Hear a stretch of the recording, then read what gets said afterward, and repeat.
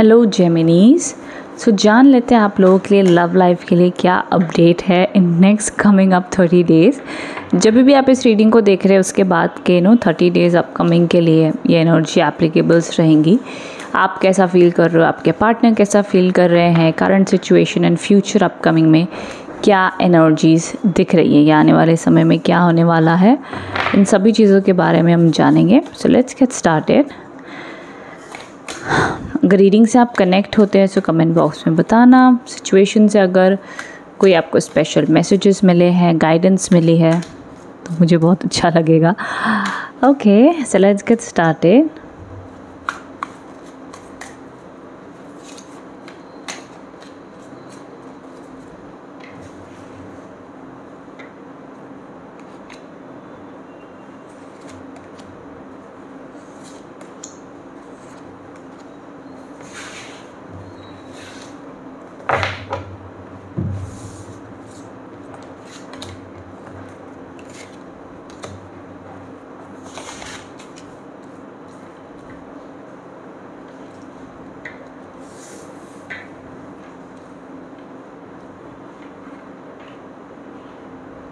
Okay, so यहाँ पर अब जो सबसे पहला कार्ड आया है, ये कार्ड है द 10 ऑफ स्वॉर्ड्स का। ठीक है, आगे द 10 ऑफ कप्स के कार्ड्स आए हैं, यहाँ पर द 6 ऑफ स्वॉर्ड्स है, the 10 of coins.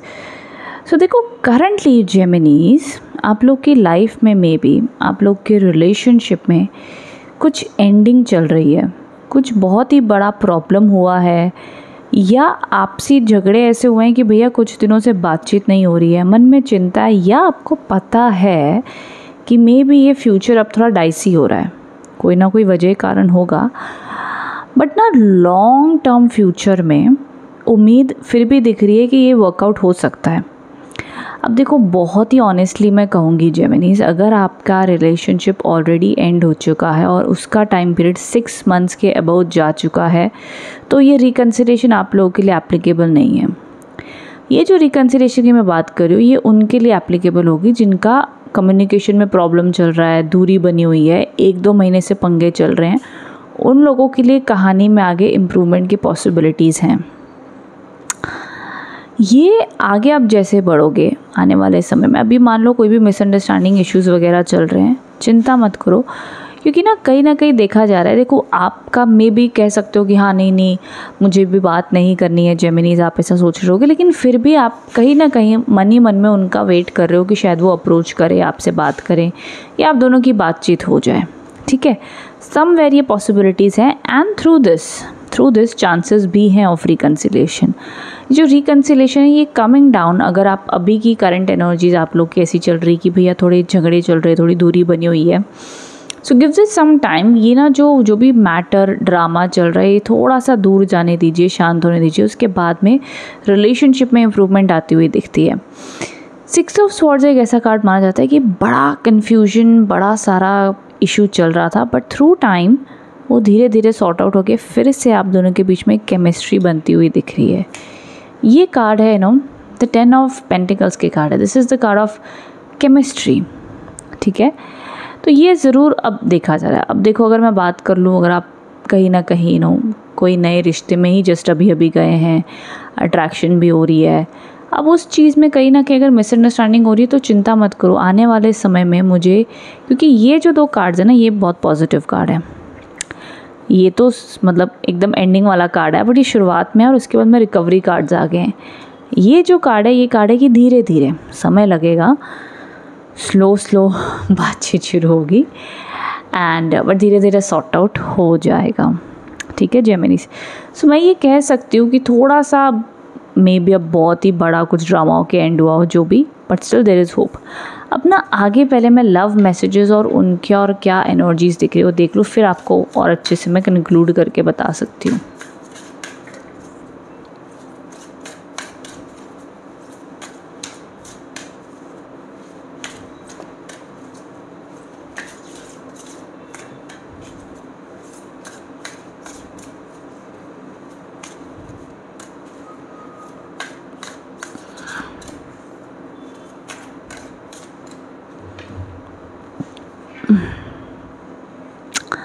Past life relationship. अब ये पास्ट लाइफ रिलेशनशिप का ना बहुत सारे मीनिंग होते हैं। समटाइम्स आपको लगता है हम इस पर्सन से मिले, मे बी हम इस पर्सन को पहले जानते हैं, हमें ये ना एक सोलमेट कनेक्शन फील हो रहा है। एंड दिस ऑल्सो इंडिकेट्स कि जो आपकी लाइफ में पर्सन है जो अब जा चुका है, या जैसे मैंने कहा ना 1-2 महीना हुआ है या कुछ दिनों से आपको लग रहा है कि भाई शायद से सब ख़त्म हो चुका है, but still there are chances कि आप लोग का रिकन्सिलिएशन हो सकता है। ठीक है,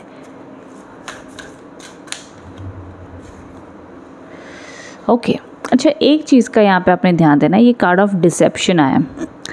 देखो, अगर आप लोग का ब्रेकअप फॉर एग्ज़ाम्पल या जो भी झगड़ा इशू इस वजह से हुआ है कि आप में से किसी ने भी एक दूसरे को कोई चीज़ झूठ बोली थी, चीट किया है, कुछ छुपाया है, एंड देन वो उस बारे में पता चल गया है, तो यहाँ पर वो रिकन्सिलिएशन का होना बड़ा मुश्किल है।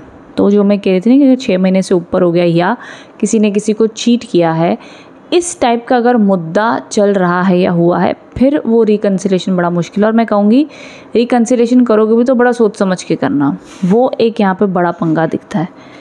अब यहाँ पर आगे और हम इमोशनल कार्ड्स भी देख लेते क्या आ रहे हैं।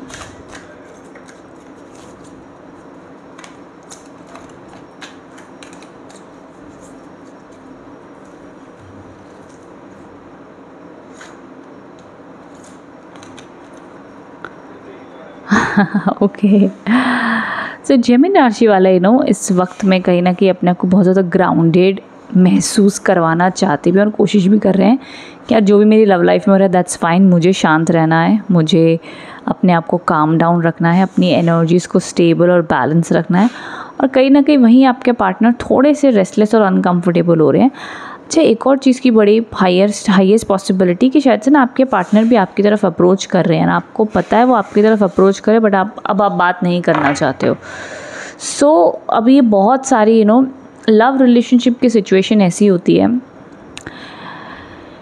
कि इंसान करना बहुत कुछ चाहता है, सोचता बहुत है, बट मन ऐसी चीज़ है ना कि चंचल है, कभी भी वो गुस्से में आके कुछ कह देता है, फिर इमोशनल होके कुछ कह देता है। तो ना ये ग्राउंडेड जो आप अपने आप को रख रहे हो बहुत सही रख रहे हो, क्योंकि जब तक आप सोचो समझो इस रिश्ते को जेन्युइनली आप कितना % दे रहे हो, कितना % सामने वाला दे रहा है, सिचुएशन हुई क्या है और आगे आप कितनी हद तक इसमें सॉर्ट सेटलमेंट और रिकन्सिलिएशन चाहते हो, उसके बाद ही आगे बढ़ना। तो ये ज़रूर मैं आप लोग को एडवाइस करूँगी। And this is the best energy for you next 30 days Gemini. मिथुन राशि, आप अपने आप को इसी तरीके से रखें। रिलेशनशिप को हाल फिलहाल में तो अपनी टॉप प्रायोरिटी ना बनाएं, हाल फिलहाल में खुद को आप टॉप प्रायोरिटी बना के रखो। एंड जो भी कुछ रिसेंटली एंड हुआ है, इश्यूज़ हुए हैं, उसको थोड़ा सा समय दो, वो टाइम से अपने आप अगर रिकन्साइल होना है तो हो जाएगा। बट 70% मुझे चांसेस दिख रहे हैं कि रिकन्सिलेशन होता हुआ दिखता है मेजॉरिटी ऑफ मिथुन राशि वालों का। ओके, सो ये थी आप लोग के लिए messages and energies. I hope इससे आप कनेक्ट एंड रेजोनेट हो पाए हैं। कमेंट बॉक्स में बताइएगा रीडिंग कैसी लगी है। Thank you so much.